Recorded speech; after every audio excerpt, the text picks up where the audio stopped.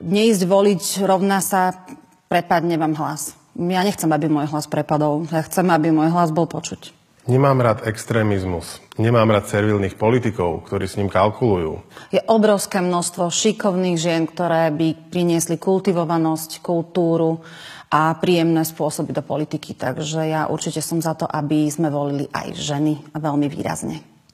A preto, aby sa extrémizmus nedostal do najvyššej politiky, pôjdem voliť. Nemyslím si, že ženy musia voliť ženy. Myslím si, že aj muži môžu voliť ženy. Takže pôjdem, že voliť a že nebudem variť, pôjdem voliť. Hej, tak poviem. A ty povieš, že so zhodou. Dobre. U nás panuje zhoda a my 5. marca voliť pôjdeme. Už vieme, koho voliť určite nebudeme. Či tu som mal ja hovoriť? Ja sa na to vykašlem. Ja osobne 5. marca nevarím. Ja volím. U nás panuje aj ďalšia zhoda, že vieme, koho voliť nepôjdeme.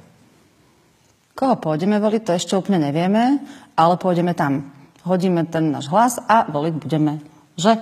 Áno, je to dôležité. Tak.